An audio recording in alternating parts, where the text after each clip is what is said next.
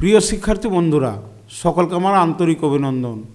আজকের এই ভিডিওতে তোমাদের সঙ্গে আমি একটা নতুন বিষয় নিয়ে আলোচনা করব। ভিডিওটি ভালো লাগলে লাইক, শেয়ার এবং চ্যানেলটি সাবস্ক্রাইব করবে এবং পাশে দেওয়া বেল আইকনটি ক্লিক করবে। আর কোনো কিছু জানার থাকলে অবশ্যই নিচের কমেন্ট বক্সে জানাবে। দেখো, যারা এই বছর মাধ্যমিক পরীক্ষা দিয়েছো তাদের মধ্যে যারা একেবারে ডিসিশন নিয়েছে যে আমরা সায়েন্স নিয়ে পড়াশোনা করব, তাদের ব্যাপারটা আলাদা।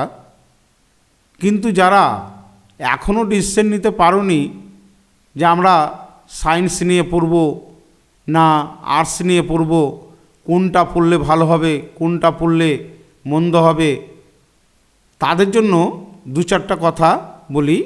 মন্দ কোনোটাই না, ডিসিশন অনুযায়ী যদি সাবজেক্ট নাও বা কোর্স নাও তাহলে সঠিক লক্ষ্যে পৌঁছাতে পারবে। তবে একটা কথা বলে রাখা ভালো যে আর্টসের টিচিং লাইন আছে, টিচিং লাইন ছাড়া আর তেমন কোনো অপশন খুব ভালোভাবে পাওয়া যায় না। যদিও দু চারটা আছে তবুও কিন্তু খুব ভালোভাবে পাওয়া যায় না। কিন্তু সায়েন্স নিয়ে পড়াশোনা করলে তোমাদের অনেকগুলো অপশন খোলা আছে। সুতরাং এইটা কেরিয়ার চয়েসের স্ট্রিম কোর্স।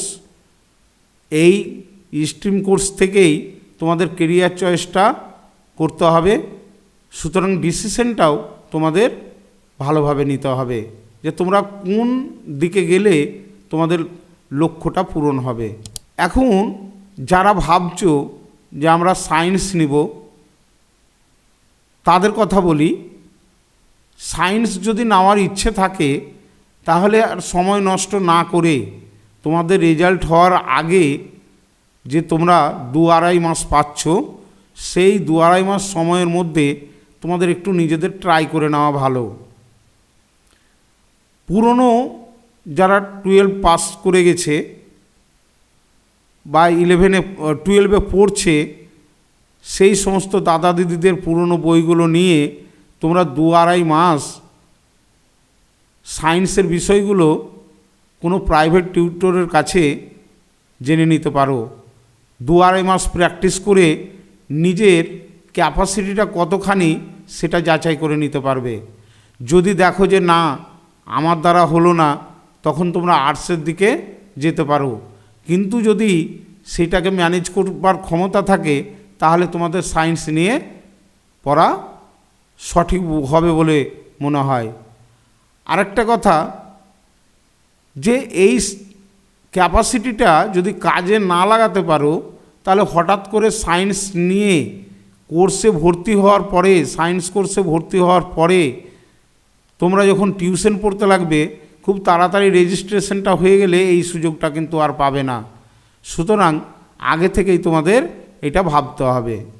আর যারা আর্টসে পড়াশোনা করবে বলে ভাবছো তাদের কথা বলি যে তারা সঠিকভাবে যে বিষয়টাই অনার্স নিয়ে পড়াশোনা করবে সেই বিষয়টাকেই বেশি করে গুরুত্ব দেওয়ার চেষ্টা করো। বাকি বিষয়গুলোও গুরুত্ব দিতে হবে এবং সেই বিষয়টা, যে বিষয়টা অনার্স নেবে সেই বিষয়টা যাতে ভালো নাম্বার পাওয়া যায়, ভালো কলেজে ভর্তি হওয়া যায়, সেই ব্যাপারটা তোমাদের মাথায় রাখতে হবে। সবশেষে একটাই কথা বলবো যে কোনো সাবজেক্টই খারাপ না। তোমাদের মনে রাখতে হবে যে যে সাবজেক্টের ওপর তোমাদের কনফিডেন্স আছে সেই সাবজেক্ট নিয়েই পড়াশোনা করতে পারবে। আমি একজন আর্টসের টিচার হয়ে এইটুকু বলবো যে তোমরা যখন সাবজেক্টগুলো নিবে তখন মনে রাখবে যে সেই সাবজেক্টগুলো যাতে তোমাদের পক্ষে ভারী না হয়ে পড়ে। এবং অনেকেই তোমাদের প্রভাবিত করবার চেষ্টা করবে যে সায়েন্স নিয়ে পড়াশোনা করলে ভালো নাম্বার হবে না, ভালো নাম্বার উঠবে না, তোমার কেরিয়ারের পক্ষে বাধা হয়ে দাঁড়াতে পারে।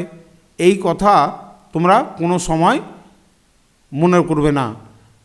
আর বাহ্যিক পরিবেশের দ্বারা কখনোই প্রভাবিত হবে না, যেহেতু তোমার পড়াটা তোমাকেই করতে হবে।